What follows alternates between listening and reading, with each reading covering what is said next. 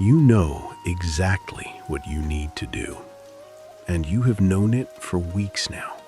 It is written down somewhere, on a list, in a note, or simply burned into the back of your mind. And every single morning, you look straight at it, and you decide that today is simply not quite the day. Tomorrow, you tell yourself. Tomorrow, you will be rested and clearer, and finally ready to begin the thing properly. And tomorrow arrives, wearing the very same tired face as today. And you say that same quiet word again. Here is the strange part that nobody ever warns you about. The part that makes no sense at all. You did not do the hard thing today, and yet somehow you are more exhausted than if you had. Because the task never actually left you. You carried it through every hour, unopened and quietly growing heavier. It sat with you at lunch. It followed you into every conversation, and it waited beside your pillow at night. Avoiding the work costs more than the work. That is the first thing they never tell you. 400 years ago, in a Japan of duels and dirt roads, one swordsman understood this perfectly. His name was Miyamoto Musashi, and he fought 61 duels to the death and lost none of them. He was not the strongest swordsman of his age, and he was almost certainly not the most gifted. He simply had a relationship with tomorrow that most of us today would find genuinely frightening.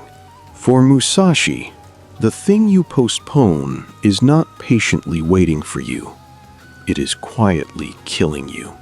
To understand what he knew, you have to go back to a village road and a boy of 13. A notice board had been raised in that village, an open challenge posted there by a traveling swordsman. The man's name was Arima Kihei, a trained warrior of an established school, and he was waiting for takers. Grown men read that notice, measured themselves honestly against it, and then walked home to their suppers. They were not cowards at all. They were sensible. They simply knew that they were not ready yet. The boy read that same notice and then did something no sensible person in that village would do. He picked up a brush and wrote his own name across that challenge, in front of everyone watching. He was 13 years old, with no school, no master, no reputation, and no reason on earth to win. He did not train for a year first. He did not wait until he felt properly prepared. He met the man, and with a wooden staff and pure forward motion, he ended it in moments. Now hear what actually happened there, because it is not really a story about a gifted child. The men who walked home were entirely right about the odds and completely wrong about the cost. They went back to their houses to become ready, and they stayed unready for the rest of their lives. The boy was not ready either. He was simply unwilling to postpone the person he intended to become. Readiness is not a condition you wait for. It is a thing that action itself manufactures. But there is a cleverer version of waiting, and it is the one that catches intelligent people. You do not say no to the work. You say yes to preparing for the work. You read another book about it. You watch another lesson, and you build a better plan for beginning. It feels like progress, and it looks like progress, and it produces the exact same result as nothing. The village men who walked home from that notice board were not idle men, and they were not fools. They were preparing. They simply never named the day on which the preparing would finally end. Procrastination is fear wearing a calendar. That is the whole secret, and it explains almost everything. You are not avoiding the work itself. You are avoiding what the work might reveal about you. If you never truly begin, you never truly fail. And the version of you who could have succeeded stays alive.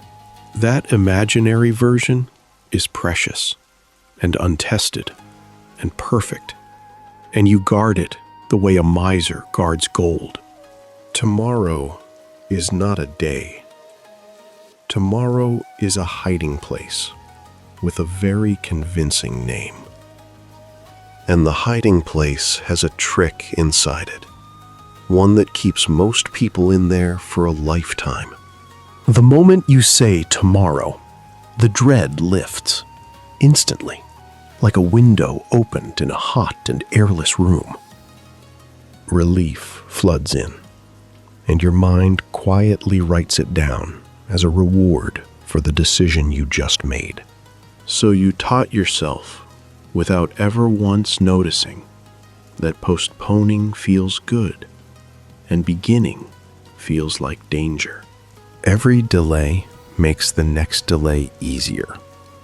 That is not a character flaw. That is training. Musashi wrote that you must not think dishonestly. And he meant that far more literally than we read it. The dishonest thought is not a lie told to others.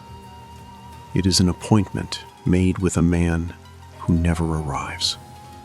Tomorrow's self will not be rested or braver or clearer, because tomorrow's self is simply you again. He will inherit your same body, your same mood, and every one of your excellent reasons for waiting. The only person who has ever been available to do this work is the one hearing this now. So here is the samurai's answer, and it has 3 parts, and not one of them requires motivation. The first is the one Musashi built his entire method upon, and swordsmen learn it before anything else. In a duel, the man who waits until he feels ready is already dead. So you shorten the distance. You do not swing at the whole fight. You make the single nearest movement available to your hand. Not the book, but the first page. Not the business, but the single first message that you send. Shrink the task until it is smaller than your fear, and the fear will have nothing left to grip. Tonight, take the thing you have been carrying for weeks and cut it down to 2 minutes. Not 2 minutes of thinking about it, or preparing for it, or arranging your desk neatly around it. 2 minutes of your hands actually touching the work, badly, unprepared, with no hope of doing it well. You will almost never stop at 2 minutes. But that is not the point, and it never was. The point is that a body already in motion no longer needs to be convinced of anything at all. And if the task is genuinely enormous, if it is a career or a body or a life, then hear this. Musashi taught that 1,000 strikes are learned as 1 strike. Repeat it until the hand forgets the counting. You never lift the mountain. You lift 1 stone, and then tomorrow you lift another single stone. The sheer size of the thing is precisely why your mind can freeze you with it in the first place. Refuse to look at the whole of it. Look only at the next cut, and make it now. You may be asking a fair question now, whether all planning is simply cowardice in a respectable coat. It is not, and the samurai had a very clean test for telling the two of them apart. Real preparation has an end date and a defined edge. You know exactly when the sword goes in. Delay has no edge at all. It renews itself quietly, and it always finds one more thing to check. If you cannot name the hour that you begin, you are not preparing, you are hiding. Though there is one honest exception, and Musashi gave it to us in 6 unforgiving words. Do nothing, he wrote, which is of no use. So examine the thing you keep avoiding. Some of what you postpone is not fear at all. It is a task that was never truly yours. Kill those honestly and openly today. What survives that cut, you begin. Everything else was only noise. The second part of the answer is about timing, and it is measured in seconds, not in days. Watch yourself closely tomorrow morning, and you will catch a small gap you have never noticed before. Between knowing what to do and beginning to do it, there is a short silence, maybe 3 seconds long. In that silence, your mind assembles its case. You are tired, the timing is wrong, the conditions are poor. The case is always excellent. It has been rehearsed your whole life, and it has never once lost. Musashi trained his students to move inside that gap before the mind could finish building its argument. The swordsman does not debate the strike. The perception and the movement are one single event. You cannot win the argument with your own mind, so you must arrive before it opens its mouth. See the task and move your body within 3 seconds before a single reason has time to form. It will feel violent and abrupt the first few times, like stepping off a wall into cold water. Do it anyway. You are not looking for willingness. You are looking only for motion. There is a story from the last great duel of Musashi's life, and it holds the whole lesson. He was rowed across the water to fight a master swordsman, famous for a blade longer than any other. Musashi came without a proper sword, which every man in that boat would have called complete madness. So, on the crossing, he took the wooden oar in his hands and carved his weapon while he traveled. He did not wait on the shore until he was armed. He armed himself on the way there. That is the whole method in one image. You do not prepare and then move. You prepare by moving. The third part of the answer is the heaviest, and it is the one that changed Musashi entirely. In his final years, he climbed into a cave on a mountain and wrote down the way he had lived.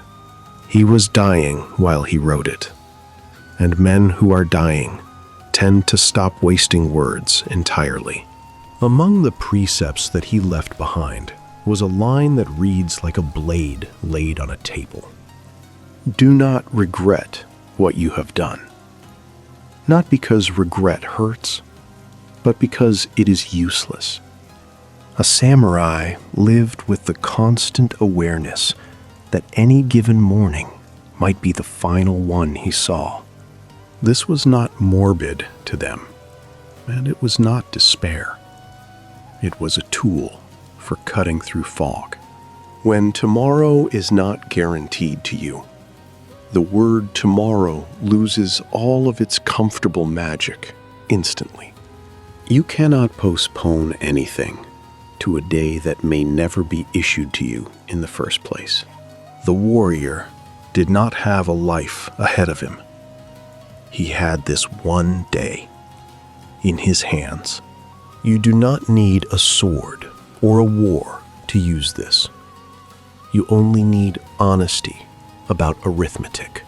You have a finite number of mornings, and you have already spent most of the ones you were given.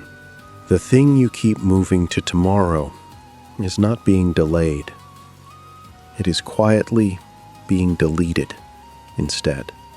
Somewhere in your past, there were things you postponed so many times that they simply stopped existing.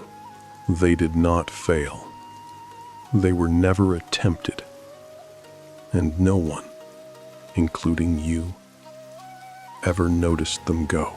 One more thing, and it is practical, because intention alone has never once beaten a well-designed distraction. A samurai chose his ground before the fight, because terrain decides more duels than courage ever has. So decide tonight where the work happens, at what hour, and what will be physically out of your reach. The phone in another room, the door closed, one task visible, and nothing else within your arm's length. Do not rely on being strong at the moment of temptation. Arrange to not need the strength. Here is what actually happens when you begin, and it is the entire reason that this works. The dread you felt was never attached to the task. It was attached to the distance from it. 3 minutes in, the monster you have avoided for 6 weeks turns out to be ordinary, unremarkable work. It is boring, and it is difficult, and it is completely survivable, which is somehow the biggest surprise. You will sit back afterward and feel something close to anger at how much smaller it really was. Do this once, and you have finished a task. Do it for 30 days, and you become someone else. Not because 30 days is magic, but because each start is a vote for the person who starts. Musashi did not win 61 duels because he was fearless. He won because he moved first. Fear was in him the same as anyone. He simply refused to let it hold his calendar. So the list is still there tonight, and the task on it has not moved at all. You will feel the familiar pull toward the softest word in the language, and that pull will be strong. Understand clearly what that word costs you, because it has been charging you your entire life. Tomorrow is where dreams go quietly to die, and its graveyard is larger than any war has ever filled. The samurai never had tomorrow. He had one day, and so do you, and it is this one. If these words found you at the right moment, subscribe and continue the journey with us. Until we meet again.